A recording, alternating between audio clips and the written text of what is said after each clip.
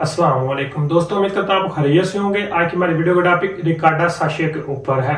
रिकार्डा साशिया को डायरिया के ट्रीटमेंट में बहुत ज्यादा इस्तेमाल किया जाता है। आज की वीडियो में हम इसको समझने की कोशिश करेंगे। आज की वीडियो में मैं आपको बताऊंगा रिकार्डा साशिया का मैकेनिज्म ऑफ एक्शन क्या है, इसको कितनी मिकदार में एक दिन में इस्तेमाल करना चाहिए और किस तरह इसको इस्तेमाल करना चाहिए, उसके मुमकिन साइड इफेक्ट क्या है।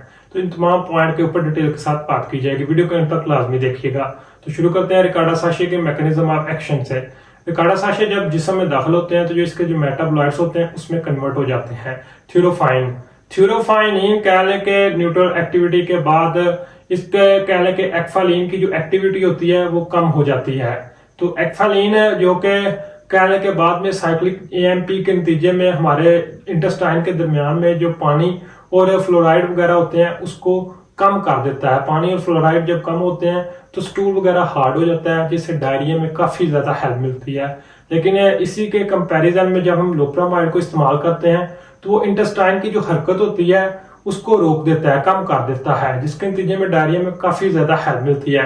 लेकिन रिकार्डा साशिया को जब हम इस्तेमाल करते हैं तो ये इंटेस्टाइन की जो एक्टिविटी होती है, हरकत वगैरह होती है, उसको बिल्कुल भी मुतासर नहीं करता। तो इसके अंदर जो कहना कि वाटर होता है और क्लोराइड वगैरह होते हैं उनको रोक देता है, जिससे डायरिया में काफी ज्यादा हेल्प मिलती है। तो अगर रिकार्डा साशिया के यूजेस की बात करें तो इसको अक्यूट डायरिया में मोस्टली इस्तेमाल करवाया जाता है। और किसी को डायरिया वायरल इन्फेक्शन की वजह से है, बैक्टीरियल इन्फेक्शन की वजह से है, या किसी दूसरे जहरीले मादों की वजह से है, बदहजमी की वजह से है, सिस्टेमिक या नॉन स्पेसिफिक फंक्शनल डायरिया है, कोई खास वजह का पता नहीं कि डायरिया किस वजह से है, तो उनमें इसको इस्तेमाल करवाया जाता है। तो बात करते हैं रिकार्डा साशिया की डोज की। रिकार्डा साशिया को अडल्ट में 2 से 3 साशिया दिन में एक मरतबा इस्तेमाल करवाए जाते हैं। इसकी ज्यादा डोज इनिशियल में लो ली जाती है।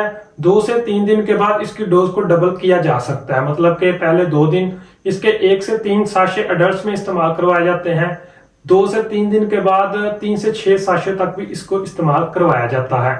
इसी तरह बच्चों में अगर इसकी डोज की बात करें तो बच्चों में 1 से 2 साशिया दिन में 2 मरतबा हम इस्तेमाल कर सकते हैं। इसको पानी में मिक्स करके भी इस्तेमाल किया जा सकता है, जूस में मिक्स करके भी इस्तेमाल किया जा सकता है, या नीम ठोस गुज़ार में मिक्स करके भी इस्तेमाल किया जा सकता है। इसकी जो एग्जैक्ट डोज होती है वो वेट, एज और कंडीशन के बाद तय की जाती है। इसी तरह अगर इसके साइड इफेक्ट की बात करें तो रिकार्डा साशिया के इस्तेमाल करने से बहुत ज्यादा कब्ज वगैरह का मसला हो सकता है। कॉन्स्टिपेशन इसकी ओवरडोज की वजह से भी हो सकती है। इसी तरह स्किन में रैश वगैरह का मसला हो सकता है और डीमा वगैरह का मसला हो सकता है। इसके इस्तेमाल से जिस्म में सूजन वगैरह का मसला हो सकता है। इसी तरह रिकार्डा साशिया को इस्तेमाल करने की वजह से माइल्ड किस्म की एलर्जी वगैरह का भी मसला हो सकता है, जिसमें हल्की खारिश वगैरह का मसला भी हो सकता है। तो उम्मीद करता हूँ आज की वीडियो आपको पसंद आई होगी। अगर वीडियो अच्छी लगे तो वीडियो को लाइक कीजिए, चैनल को सब्सक्राइब कीजिए ताकि हमारी लेटेस्ट वीडियो आप तक पहुंचती रहे। शुक्रिया।